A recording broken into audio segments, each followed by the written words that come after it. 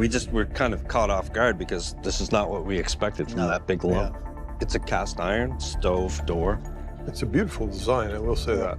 Yes. I find the design quite unique. The Oak Island team recently uncovered a heavy stove door buried deep beneath the rocks. What makes it interesting is that it carries the same unusual star-shaped design as a button that was discovered on a completely different part of the island. Emma Culligan, who is normally used to sorting through old nails and random scraps, came across something that made her pause. While examining the latest find, she realized it might point toward a location that no one has ever seriously attempted to dig before. Meanwhile, the search continues with little success. Gary Drayton, everyone's favorite metal detecting expert, begins scanning the area and eventually picks up a signal. After digging a bit, he pulls out a chunk of metal so heavily corroded that it's impossible to tell what it is at first glance.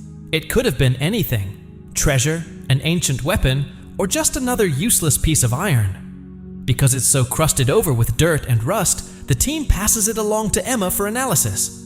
At this point, she's probably used to cleaning mysterious pieces of metal week after week. And honestly, who could blame her? Every discovery starts with big dreams of gold and ends with something far less exciting, usually leftover industrial parts. But this time, Emma hesitates. Something about this object feels different. Over near the garden shaft, the team begins drilling at a new location they've labeled HN 15.5.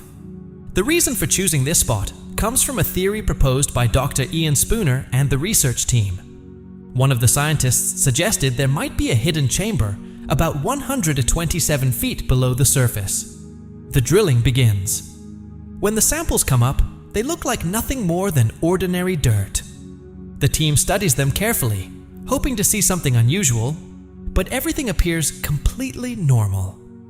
In the end, the result is about as exciting as checking your mailbox and finding nothing but advertisements. No secret chamber, no tunnel, and no hidden pirate passage. Then the focus shifts to the war room, where the team gathers to discuss the latest findings with Dr. Spooner and the other scientists. Water samples taken from the garden shaft show no unusual readings. Everything appears clean and ordinary, almost as if someone flipped a switch. Marty Lagina doesn't look thrilled with the results, but instead of giving up, the team decides to redirect their attention toward the Chappelle shaft and the Hedden shaft. When one hole doesn't deliver answers, the plan is simple: dig somewhere else. At Lot 5, things are just as chaotic as usual. The crew is working around a large stone foundation when Fiona Steele asks Ethan Green and Peter Fernetti to move a rock sitting beneath the structure. When they lift it, they find charcoal, pieces of brick, and even some unidentified bones. Could it be something mysterious? Possibly. But it could also be evidence of old industrial work that once took place on the island. Unfortunately, that explanation isn't nearly as exciting for television, so it doesn't get much attention. More and more evidence suggests activities like brick making, leather tanning, or mining once happened here. But those explanations don't exactly match the dramatic stories of buried treasure, medieval knights, or Spanish gold that viewers expect. Back in the lab, Emma Culligan and archaeologist Laird Niven examine the large metal chunk Gary discovered earlier. Since they can't scan it with equipment, they decide to take a more traditional approach, using a hammer and chisel. When the outer crust finally breaks away, the object reveals itself as a cast iron stove door from the mid-1800s. Yes, the big discovery turns out to be part of an old oven. It likely belonged to one of the many search crews that came to Oak Island over the last 2 centuries. Maybe they needed heat during the winter, or maybe someone just wanted to cook a meal while working. Either way, it's far from the kind of discovery you'd expect from a treasure hunt. The investigation then returns to Smith's Cove, where the team continues looking for traces of the Restall family's earlier excavation work. This time, they uncover a few wooden boards, some relatively modern nails, a loose bolt, and what appears to be a broken metal spike. None of it screams centuries-old treasure, but the items are carefully bagged and documented anyway. Gary studies the finds with optimism, clearly hoping they might lead to something bigger. It's easier to believe when a camera crew is filming every moment. Soon the team moves back to drilling operations. The next target is Borehole D.5 to 7.4, an area believed to contain higher readings of precious metals. Excitement grows as the drill passes 100 feet underground. At 102 feet, they hit wood. Then again at 108 feet. The soil between those layers appears untouched, which some believe could indicate the presence of a tunnel roughly 8 to 9 feet wide. Of course, there's an important detail to remember. This same area was heavily excavated decades ago by Robert Dunfield. So if a tunnel does exist, it might simply be a remnant of those earlier digging operations. And that cast iron stove door? It's not even the first one found on the island. Fred Nolan reportedly discovered another similar piece near Nolan's Cross years ago. By now, one thing seems obvious. People lived and worked on Oak Island. They cooked meals, built structures, and likely ran small industrial operations. Not everyone who came here was part of a secret society or a band of pirates. Some were simply workers making bricks, tanning hides, or trying to earn a living. But stories about brick kilns and work camps don't create the same sense of mystery as tales of hidden treasure. Emma remains one of the few voices consistently focused on the scientific side of the investigation. She continues examining every artifact carefully, even when it's just a rusty nail or a broken hinge. Each piece of metal tells a story. It just might not be the story the treasure hunters are hoping to find. The show's editing certainly adds to the drama. Close-up shots of serious faces, slow camera pans across rusty tools, and suspenseful music playing while someone studies a clump of mud as if it holds the secret to everything. Sometimes it feels like the production team is putting in even more effort than the search itself. Still, just when it seems like the search might stall completely, an unexpected chunk of metal draws everyone back in. Smith's Cove continues to hint that it may still hold secrets beneath its muddy shoreline. Meanwhile, viewers are left wondering why so many tools and objects from the industrial era keep appearing, or why discoveries like a stove door receive so much attention instead of the possibility that Oak Island was simply a working island. Yet the team keeps digging, hoping for one final discovery that will change everything. Because every once in a while, people digging for treasure really do find something remarkable. And that's exactly what makes the ongoing search at Smith's Cove so fascinating. It's messy, unpredictable, and sometimes downright strange. Especially now that Emma Culligan may have uncovered a clue that could lead the team somewhere no one has explored before. To understand how it all started, picture this. The tide is going out, the rocks are slippery enough to send someone tumbling, and Gary Drayton and Alex Lagina are walking along the shoreline with metal detectors like kids on Christmas morning. They're not just wandering around for fun. They're hoping to detect pieces of old ships, mysterious artifacts, maybe even something connected to the Knights Templar, or perhaps a discovery valuable enough to rewrite the entire story of Oak Island. Gary and Alex were scanning the shoreline when something unusual happened.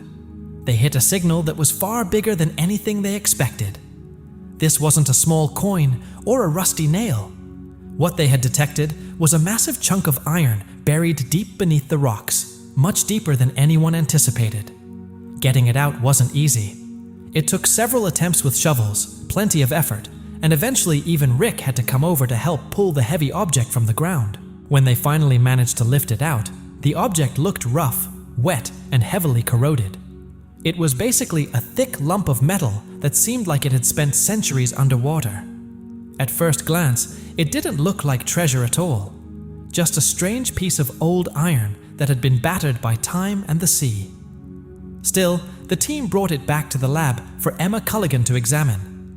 Emma began carefully cleaning it, removing layers of rust, dirt, and buildup that had formed over the years. Slowly, the real shape started to appear. What she uncovered surprised everyone. It was a door. More specifically, it turned out to be a cast iron stove door. But what really caught everyone's attention wasn't the door itself. It was the design on it, a distinctive starburst pattern. The symbol looked strangely familiar because the team had already found something very similar before. A button discovered earlier on Lot 5. Suddenly, this random chunk of metal seemed connected to another artifact from a completely different area of the island. Could it be a coincidence? Emma didn't think so. To her, it felt like a sign that someone had been working on the island in a much more organized way than people previously believed. Instead of pirates randomly hiding treasure, it hinted at the possibility that builders or workers had intentionally placed certain objects or structures around the island. Someone may have had a clear plan, and it likely involved more than just digging random holes. What Emma discovered might not be treasure itself, but it could be a clue that helps unravel a much larger story. If artifacts from different parts of the island share the same symbols or patterns, it could suggest the existence of a connected system hidden beneath the surface, possibly tunnels, structures, or even markers left behind by whoever was working there centuries ago. At that point, the mystery started to shift. It wasn't just about buried treasure anymore. The bigger question became, who was working around Smith's Cove long ago, and what exactly were they building or hiding?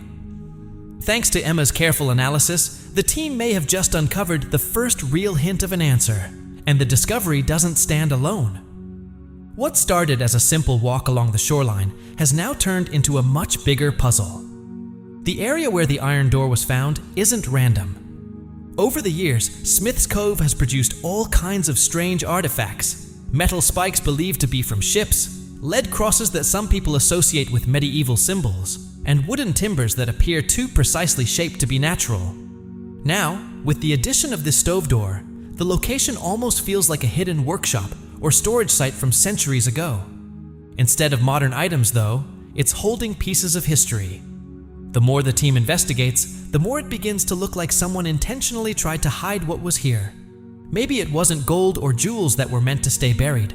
Maybe it was something else: instructions, signals, or markers that pointed to a larger system. Emma certainly isn't ignoring the possibility. After identifying the starburst pattern on the door, she started comparing it with other artifacts the team has collected over the years. That's when things started to get even stranger.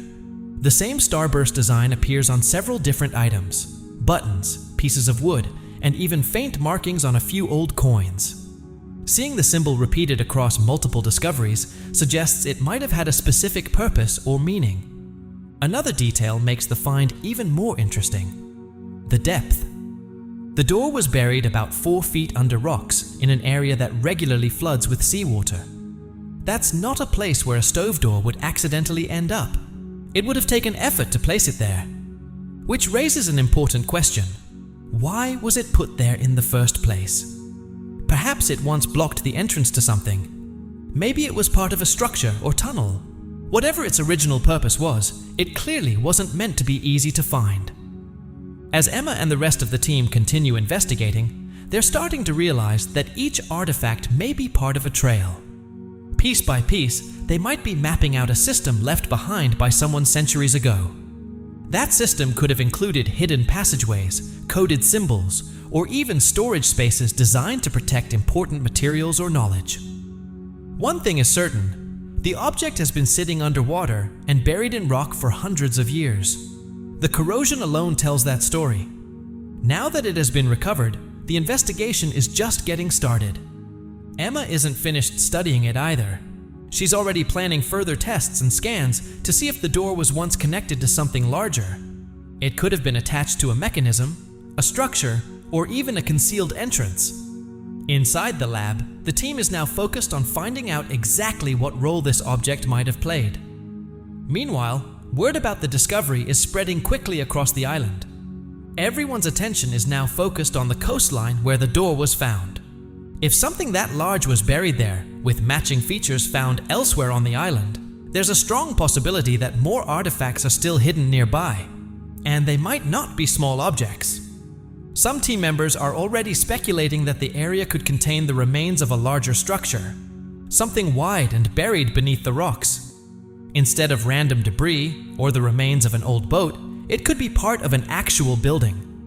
Support beams, door frames, and even flooring could potentially be hidden beneath the ground.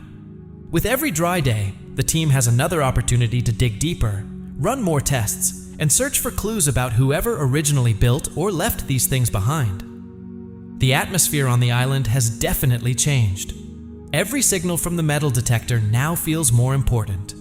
Every shovel scraping the ground draws attention. Everyone is waiting for the next discovery, and Emma is at the center of the investigation. At first, it might seem like just another strange object found on Oak Island. But this stove door doesn't feel like a minor detail in the story. It feels like something much more significant. Emma didn't arrive with wild theories about pirates or treasure maps. Instead, she approached the discovery using scientific tools, data analysis, and careful testing. What began as another routine artifact analysis quickly turned into something more interesting. While studying the debris around the iron object, Emma noticed tiny pieces of metal embedded within the hardened crust. These fragments were fused into the material in a way that suggested they were part of a casting process. That detail pointed to a specific time period. The metal appeared to be part of iron castings that were commonly produced during the mid-1800s, giving the team another important clue about when the object might have been made and used.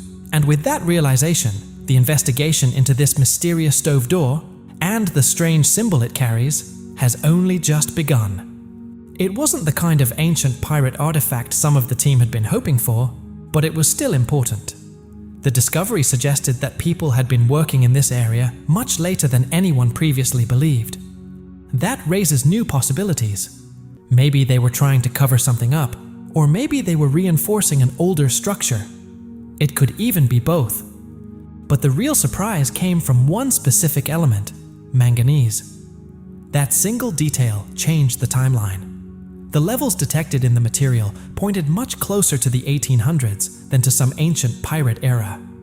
At first, that might not sound very exciting, but think about what it actually means. Someone brought a heavy cast iron stove, or at least parts of one, into this remote and difficult location. They left it there and then disappeared, leaving no clear explanation behind. Who would go through all that trouble? Who would haul heavy iron equipment into a water-filled excavation site and simply abandon it? While the scientists are analyzing samples, Gary Drayton continues doing what he does best, scanning the ground with his metal detector. He sweeps the area carefully, hoping to find something meaningful. Suddenly, the detector goes off. Not just a small signal, but a loud one. The team digs down and pulls out a large bolt.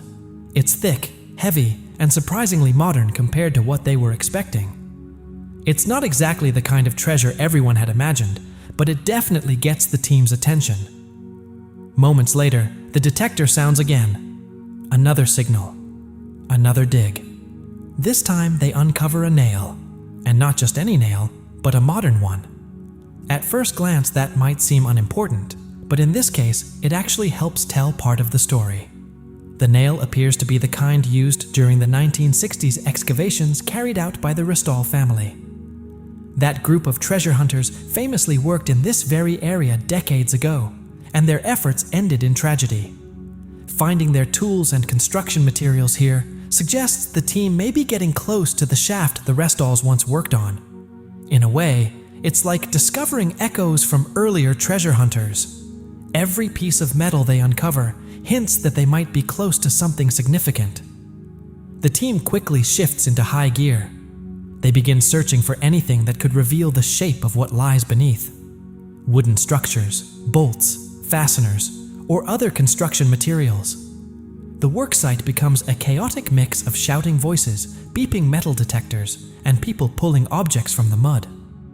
Rick Lagina paces around the area, clearly restless and focused. Craig Tester carefully studies each piece of wood as if it might reveal a crucial clue. Everyone has their own theory, but they all revolve around one key idea: the vertical shaft. If they can confirm the existence of the same shaft that the Restalls once filled with concrete, it could lead directly to the legendary flood tunnel, the supposed trap designed to protect the island's hidden secrets. Suddenly, someone calls out that they found more wood deep underground, roughly where the shaft is believed to be located. It might be exactly what they've been searching for, or it could just be another false lead. Gary returns to the area with his metal detector and immediately starts picking up more signals. More bolts appear, more nails. At this point, it almost feels like the team is standing in the middle of a long-forgotten construction site. But that idea actually makes sense if they're truly close to the Restall shaft. And if the objects they're finding match the materials used during those earlier excavations, it could mean they're finally heading in the right direction. Smith's Cove, however, isn't giving up its secrets easily. Instead, it seems to offer just enough clues to keep the team digging deeper, debating harder, and hoping for answers. But one person may have changed the entire direction of the investigation: Emma. Without her detailed scans and the manganese data she uncovered, the team might still be chasing vague theories. Now they have something much more valuable: a clearer timeline and a possible explanation for what happened here. The question is no longer whether they are close to something important. The real question is what they will discover when they finally reach it. Because Smith's Cove still seems to be holding back its biggest secrets. Later that night, the team gathers around maps, notes, and the fragments they recovered earlier in the day. Overhead lights cast long shadows across blueprints that are already covered in dirt and fingerprints. No one looks relaxed. The mood feels tense, like gamblers who suspect the game might be rigged but still have to play. They debate the wood samples, discussing erosion patterns and the strange layering of materials. One team member believes the grain pattern resembles planks from a 19th century shipwreck. Another suggests it could simply be part of an old wooden structure, maybe something like a barn door. Nearby, someone studies a rusty hinge, turning it over slowly as if it might reveal a hidden clue. It doesn't, but the fact that it was found buried deep below sea level keeps everyone thinking. Emma's data soon becomes the center of the discussion again. Her scans show density patterns inside the mineral crusts surrounding the artifacts. These patterns don't just reveal where metal exists, they help tell the story of how those objects ended up there. Some of the patterns look rushed, as though objects were quickly buried or hidden. Others appear deliberate and carefully arranged. That detail is important. The layout doesn't look like random debris from a shipwreck. Instead, it seems more organized, almost as if someone intentionally constructed something beneath the surface. The next morning, work resumes with even more determination. This time, larger equipment arrives, and the team begins digging again, despite the thick mud that slows everything down. Every scoop of earth reveals just enough to keep hope alive, but never enough to fully solve the mystery. The bolts they continue to find are worn and rusted, but they're clearly manufactured pieces, uniform and consistent. They weren't just random junk tossed into the ground. One crew member, covered in mud, pulls a curved fragment of iron from the soil and studies it closely. It isn't gold or treasure. It doesn't shine in the sunlight. It might simply be part of a stove leg that has been damaged and reshaped by time. But the way he holds it suggests it could still be an important piece of the puzzle. Meanwhile, Gary's metal detector continues to sound almost non-stop. He moves a few steps, the detector beeps again, and the team digs once more. Soon, they have bags filled with nails, so many that the collection starts to resemble the inventory of a small museum. Then, something interesting begins to appear: a pattern. The nails seem arranged in rows, while bolts appear grouped together in clusters. That suggests someone may have built a platform, frame, or protective casing at this location long ago. The team begins marking the ground, drawing lines in the mud to outline where these objects were found. Slowly, what once looked like random debris begins to resemble a buried blueprint. The deeper they dig, the clearer it becomes. This wasn't accidental. Whoever worked here appears to have been building something intentionally, possibly to protect or conceal whatever lay beneath it. And that leads to one final question. What if the real treasure of Oak Island isn't gold or jewels at all, but the truth about what actually happened there? Share your thoughts in the comments. Please subscribe to the Timefold channel, and don't forget to like the video.